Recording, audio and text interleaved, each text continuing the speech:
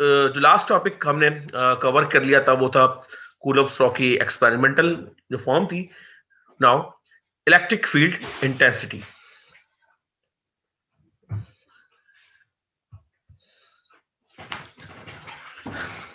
Let us consider one charge, say Q1, fixed in position in space. हमने कोई charge Q1 है, उसको consider किया है किसी भी स्पेस में फिक्स पोजीशन के ऊपर. Now imagine that we can introduce a second charge Qt as a unit test charge that we can move around. और हम इमेजिन करते हैं कि एक टेस्ट चार्ज इसका मैग्नीट्यूड Qt और वो यूनिट टेस्ट चार्ज है, वो उसके अराउंड मूव कर रहा है. We know that there exists everywhere a force on this second charge.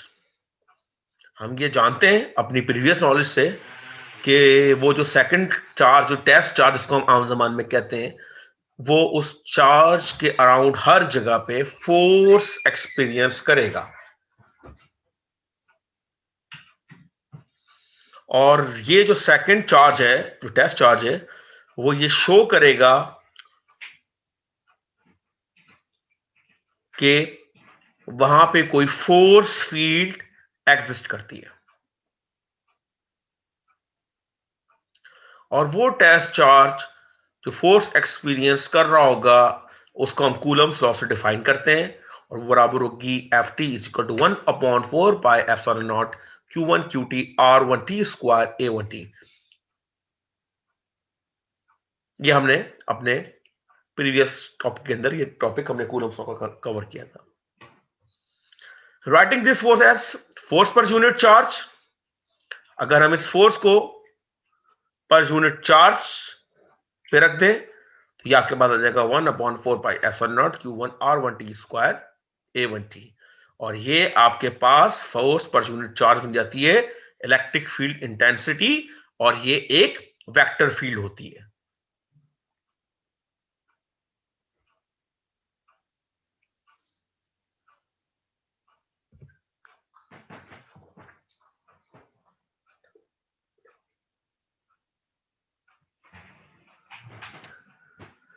We define the electric field intensity as the vector of force on a unit positive test charge.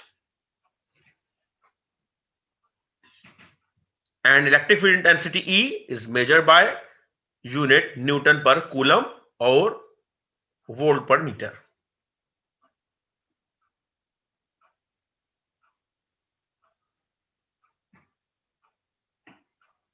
और ये बराबर होती है Ft upon Qt या फिर 1/4 pi epsilon naught Q1 R1t square into A1t.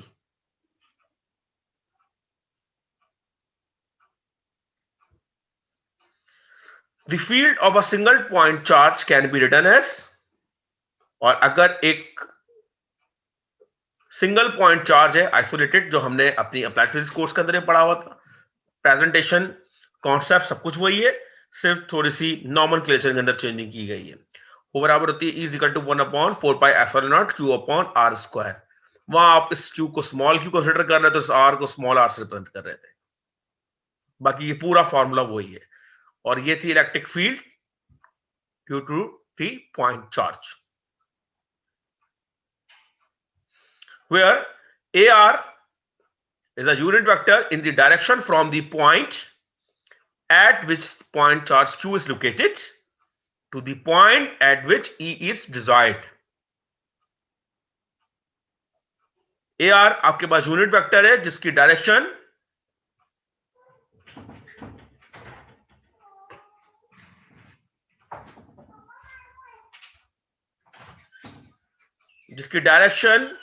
आपका point charge Q locate कर रहा है उस पॉइंट के ऊपर जहां पे आपको E या इंटेंसिटी की वैल्यू मेजर करनी है या डिजायर्ड है.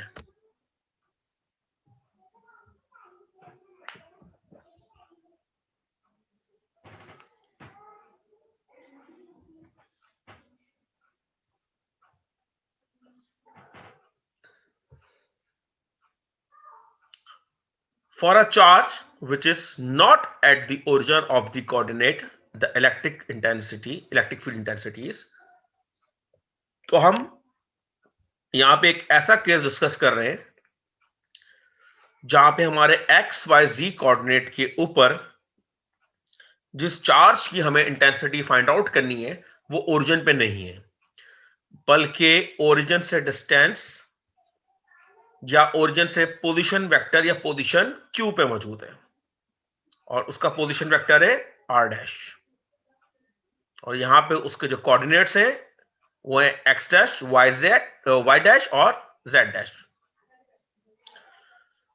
और जिस पॉइंट पे हमें इलेक्ट्रिक फील्ड की वैल्यू को डिजायर्ड है या हमें मेजर करनी है, उस पॉइंट का नाम है पी और उसके कोऑर्डिनेट है एक्स वाई सी, और उसको ओरिजिन से जो पोजीशन वेक्टर रिप्रेजेंट कर रहा है वो है आर।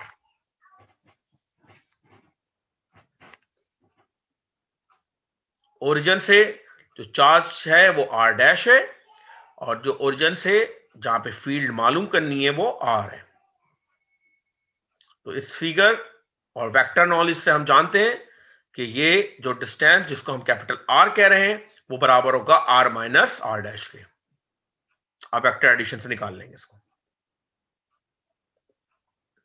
तो इस पॉइंट के ऊपर आपकी जो इंटेंसिटी की वैल्यू आएगी वो आएगी 1/4 पाई एप्सिलॉन नॉट क्यू,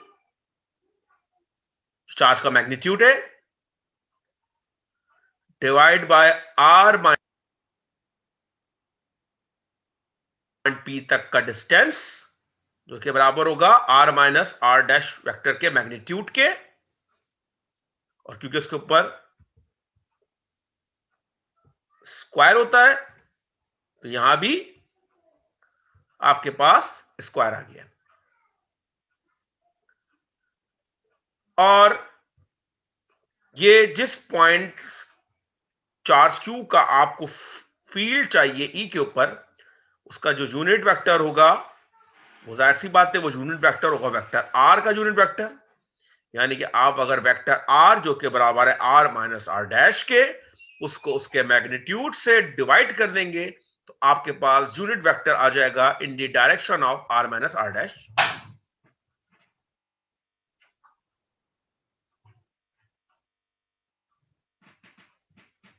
ये सारी वो चीजें जो मैंने कूलम्स लॉ में आपको बताई थी और वेक्टर्स में भी बताया था आपको।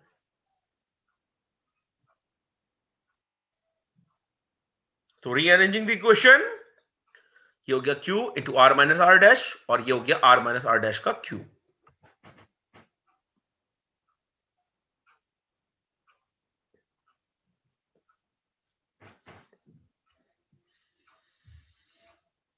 तो आप वेक्टर R में से R डैश को माइनस कर देंगे तो आपके पास आ जाएगा आर माइनस आर डैश,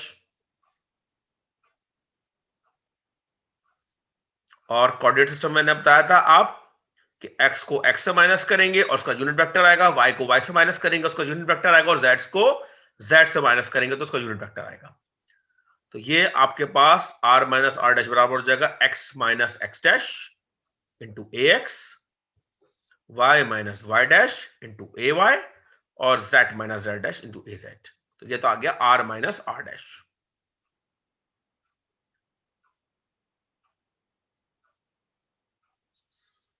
तो ये यूनिट वेक्टर आ गया आपके पास, और यूनिट वेक्टर का मैग्नीट्यूड मैंने आपको बताया था, आप सिंपल अंडर रूट लेके इनका स्क्वायर कर लेंगे।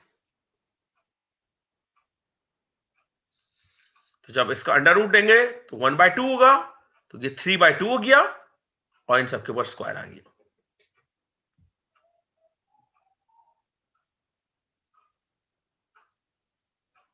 तो ये आपके पास इलेक्ट्रिक फील्ड निकल के आ गई एट पॉइंट पी के ऊपर, या एक ऐसे पॉइंट के ऊपर जिसका सोर्स चार्ज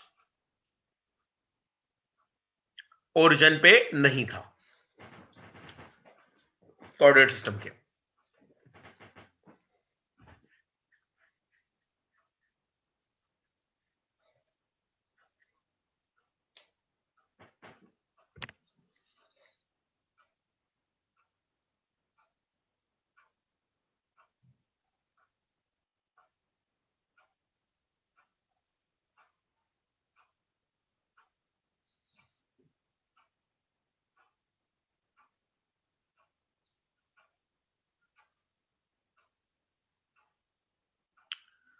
आप अपनी प्रीवियस क्लासेस के अंदर पढ़ते थे कि किसी भी पॉइंट के ऊपर आपकी जो इलेक्ट्रिक फील्ड की जो रिजल्टेंट वैल्यू होगी वो उस पॉइंट के ऊपर जितने भी चार्जेस की इंटेंसिटी आ रही है उन सबका सम होगी।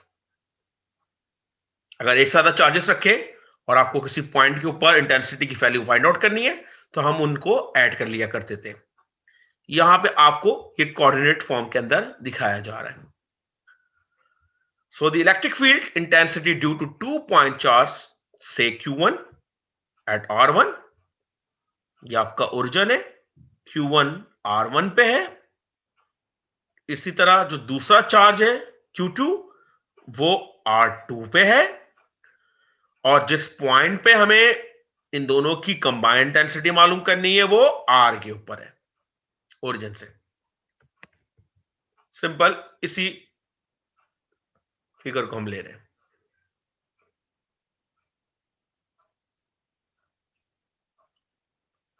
अब यहां बस एक चार्ज की बजाय दो चार्ज हो चुके हैं।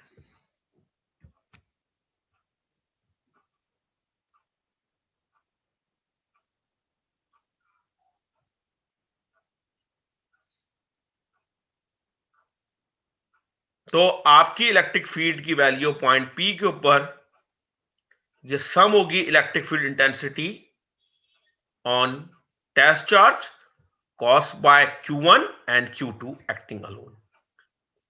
यानी कि आप पहले Q1 के रिस्पेक्ट से इंटेंसिटी मालूम करेंगे, फिर Q2 के रिस्पेक्ट से इंटेंसिटी मालूम करेंगे, फिर उन दोनों का सम कर लेंगे। यानी कि सिंपल सुपरपोजिशन प्रिंसिपल अप्लाई कर देंगे।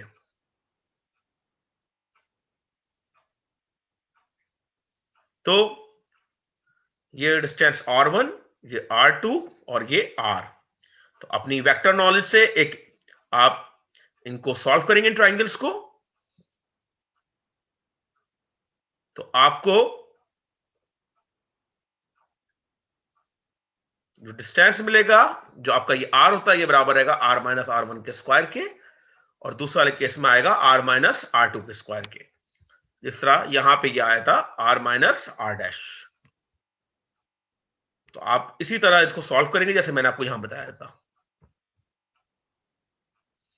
तो जो चार्ज Q1 की वजह से फोर्स लग रही होगी वो होगी 1/4 pi epsilon naught Q1 upon R1 sorry R minus R1 का स्क्वायर इंटू A1। और A1 जो है वो आपका यूनिट वेक्टर है, किसका? R1 R माइनस R1 का। इसी तरह जो ये A2 है ये यूनिट वेक्टर है R माइनस R2 का, और इस डायरेक्शन में आपकी E1 होगी, उस डायरेक्शन में आपकी E2 होगी।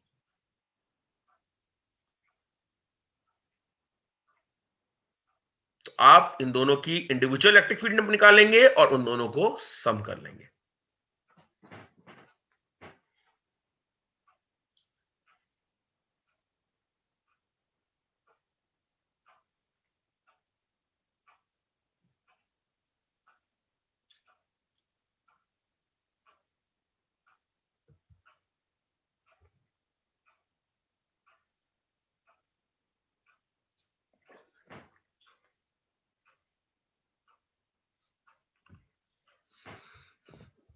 A charge Q1 of 2 microcoulomb is located at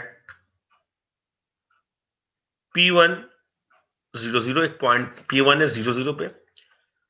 एक चार्ज Q1 है जिसका मैग्नीट्यूड 2 माइक्रोकूलम है, वो आपके पास इस कोऑर्डिनेट पे मौजूद है P1 000।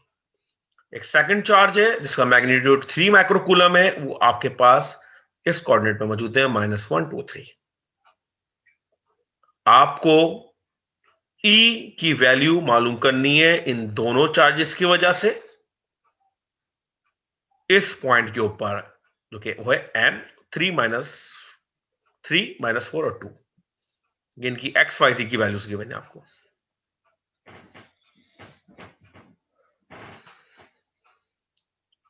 तो आपके पास के दो चार्जेस मौजूद हैं, और दोनों चार्जेस के लिए आपको जिस पॉइंट पे इंटेंसिटी मालूम करनी है उस पॉइंट से लेके उन चार्जेस तक के वेक्टर और उनके मैग्नीट्यूड रिक्वायर्ड है।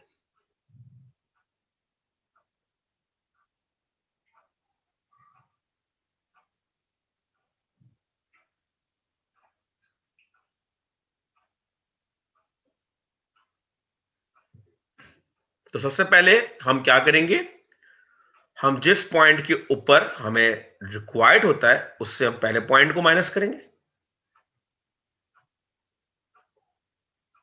तो ये हो जाएगा 3 minus 0 ax, this one -4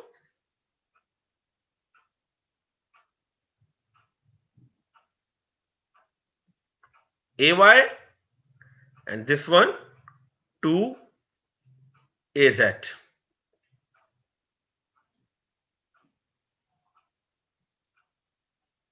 3 minus 0 -4 minus 0 2 minus 0।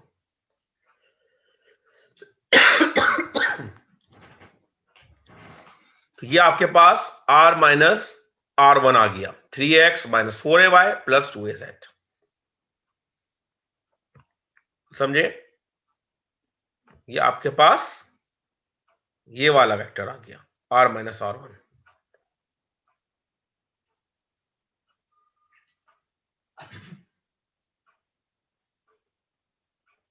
अब हमें चाहिए ये वाला वेक्टर r माइनस r2, यानी कि ये m है और ये p2 है।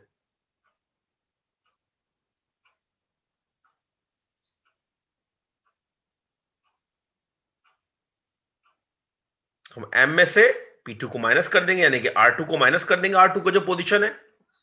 याद रखिएगा इस केस में जो आपका r1 था वो ओरिजिन पे था, इसलिए वो 0 0 हो गया था।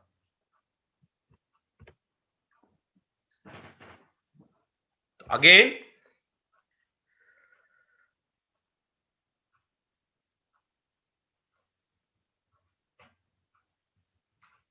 3 माइनस -1, तो माइनस माइनस प्लस हो जाएगा, ये हो गया 4ax, -4 -2 तो ये हो जाएगा -6ay, और ये 2 -3 ये जगह माइनस का az।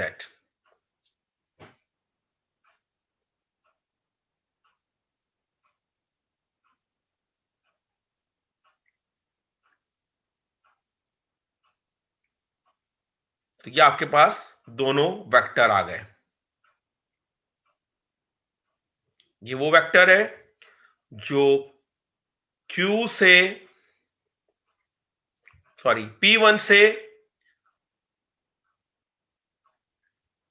आपका M पे है, और ये वो है जो कि P2 से आपके M पे। अब इन दोनों वेक्टर का मैग्नीट्यूड निकाल लेंगे। सिंपल, इसका मैग्नीट्यूड आ गया √29 और इसका मैग्नीट्यूड आ गया √53। जो यूनिट वेक्टर है इनका मैग्नीट्यूड जो मैंने बताया था x square √x² plus y square plus z square.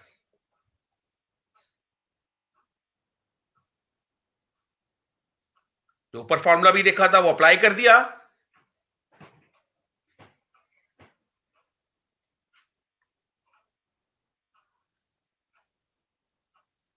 तो जो a1 था वो बराबर है r माइनस r1 के, जो a2 है वो बराबर है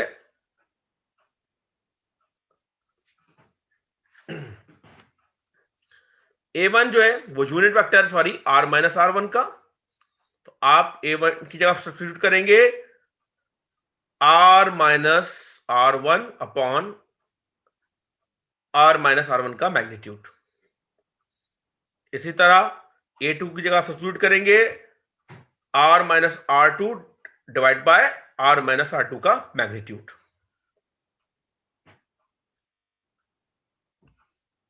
तो नीचे के दोनों तो क्यूब में कन्वर्ट हो गए, बिल्कुल जैसे हमने यहां पे देखा था।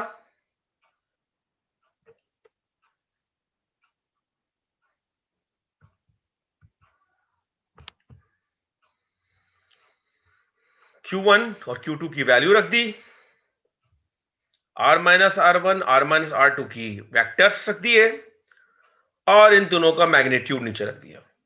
इसको सॉल्व किया, आपके पास आंसर आ गया 623.7 AX, 879.92 AY and plus 160.17 AZ volt पर मीटर। ये आ गई आपके पास फील्ड की value.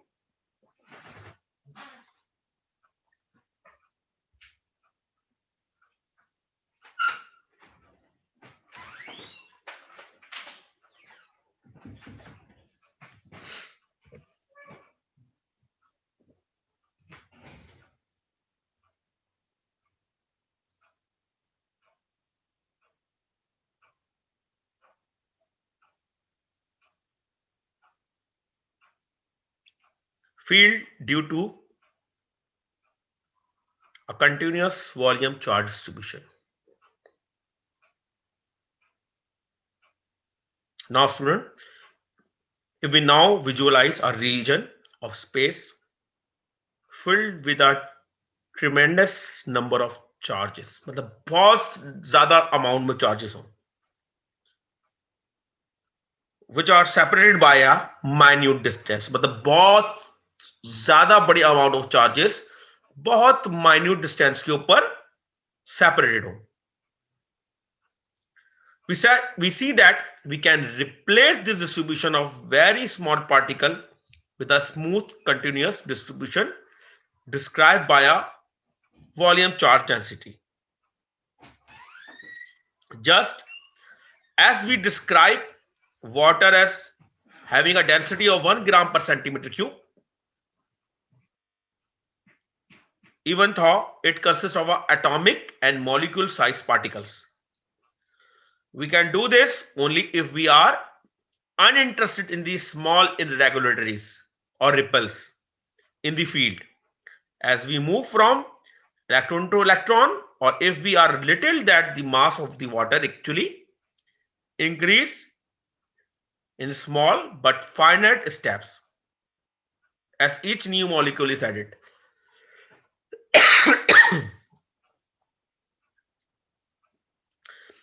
This is really no limitation at all, because the end result for electric engineers like you are almost always in terms of a current in a receiving antenna, of voltage in an electronic circuit, or a charge on a capacitor, or in general in terms of some large scale macroscopic phenomena. So therefore we denote the volume charge density by delta V, rho V. इस printing हो गई थोड़ी सी, raw we है. तो हमारी volume charge density, इसको हम कहते हैं चार्ज पर यूनिट वॉल्यूम, और इसका यूनिट होता है coulomb per metre cube. The small amount of charge delta Q1 small volume delta V is, तो जब डेंसिटी है चार्ज पर यूनिट वॉल्यूम, तो चार्ज आ गया वॉल्यूम इनटू डेल्टा V. अब ये स्मॉल चार्ज के लिए बात हो रही है जो कि स्मॉल वॉल्यूम पे है.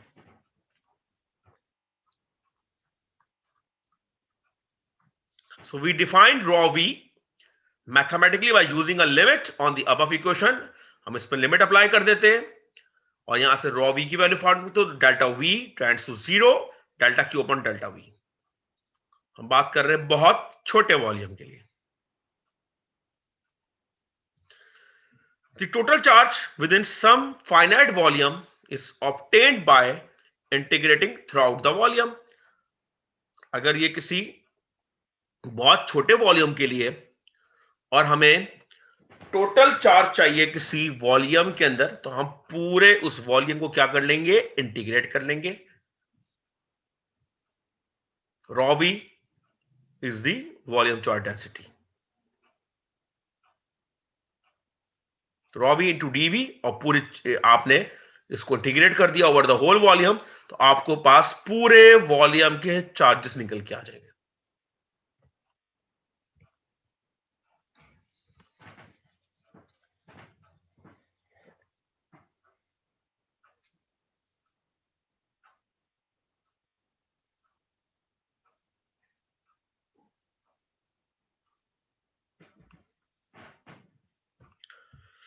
find the total charge inside the volume indicated by rho v is equal to 4xy square. It's a z square. आपको ये वॉल्यूम चार्ज डेंसिटी गिवन है rho v, और आपको इसके टोटल चार्ज मालूम करने हैं।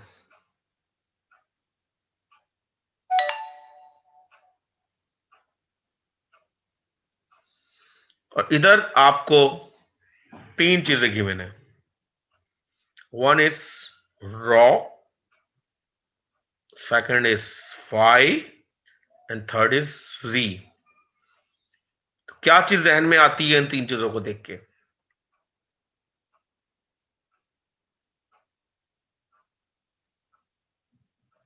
रॉ जिसकी लिमिट है 0 से 2, सेकंड है फाई जिसकी लिमिट है 0 से 2 पाई बाय 2, और थर्ड इज जी जिसकी लिमिट है 0 से 3।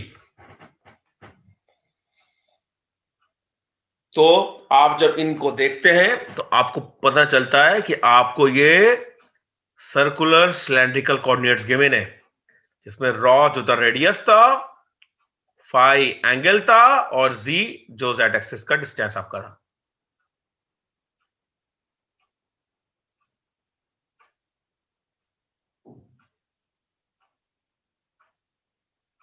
तो हमने अपनी कन्वर्जन की थी सर्कुलर की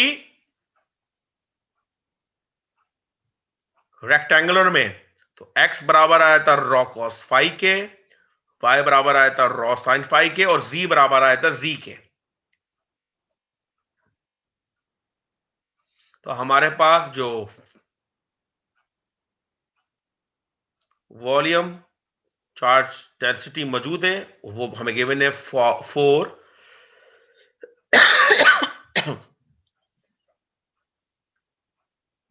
x, और x बराबर है किसके? रॉ कॉस फाई के, वो यहां गया। y वो बराबर है रॉ साइन फाई के, वो यहां गया। और z स्क्वायर, और z z के बराबर ही होता है। तो हमने अपने इस वॉल्यूम चार्ज डेंसिटी को रेक्टेंगुलर कोऑर्डिनेट से कन्वर्ट कर लिया है सर्कुलर सिलेंड्रिकल कोऑर्डिनेट्स के अंदर।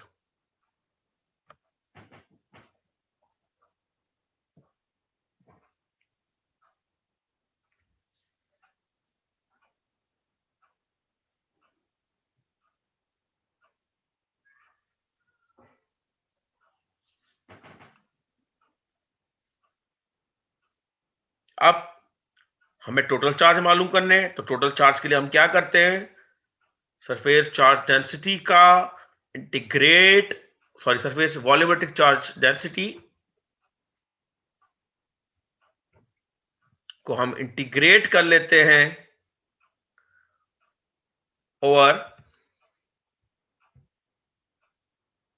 The through out the volume. क्या वाला फॉर्मूला यूज करना?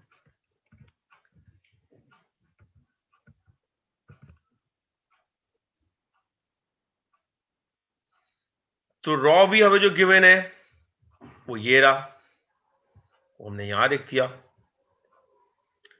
डीवी क्या है?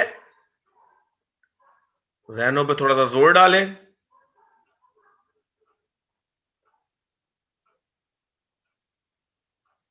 तो अगर जहनों पे थोड़ा जोर डालेंगे और टॉपिक रिकॉल करेंगे सर्कुलर सिलेंड्रिकल कोऑर्डिनेट्स का, तो वहां हमने तीन चीजें मैंने आपको निकाल के दी थी: डिफरेंशियल लेंथ, डिफरेंशियल सरफेस और डिफरेंशियल वॉल्यूम। और जो डिफरेंशियल वॉल्यूम है वो बराबर था कि rho into rho d phi into d z. और जो ये रॉ डी फाई वाला फैक्टर आया था, तो जो हमारे पास फाई की जो आर्क लेंथ थी उसको हमने डिस्टेंस में कन्वर्ट करने के लिए कि मैंने आपको उधर सॉल्व कराया था उसको। तो अगर आप वहां जाके देखेंगे तो आपको ये वहां पे डिफरेंशियल वॉल्यूम के अंदर ये आपको दिख जाएगा।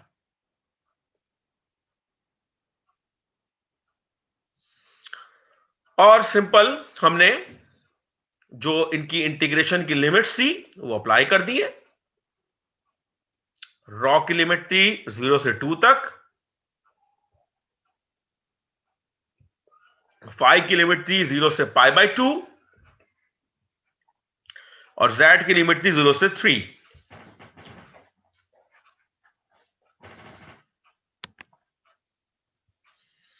This raw and this raw multiply होके एंड दिस रॉ ये हो गया रॉ क्यूब, z स्क्वायर इधर आ गया, जस्ट को अरेंज करके हमने लिख लिया।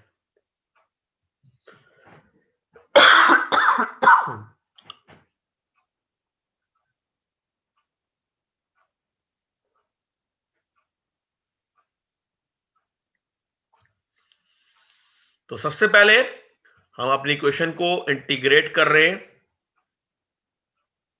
Respect to raw. तो जब आप इसको इससे इंटीग्रेट करेंगे तो ये हो जाएगा रॉ 4/4, लिमिट अप्लाई करेंगे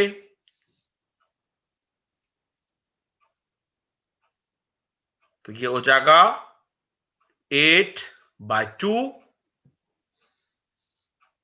और वो बराबर हो जाएगा 4k और वो 4 4 हो गया 16।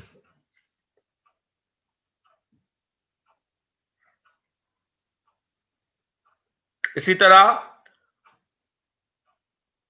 आप इन दोनों को भी की दफा आप with respect to phi limit apply करेंगे तो आपके पास आ जाएगा 8z² टू pz और फिर आप विद रिस्पेक्ट टू z इनको इंटीग्रेट कर देंगे तो आपके पास आंसर आ जाएगा 72 कूलम।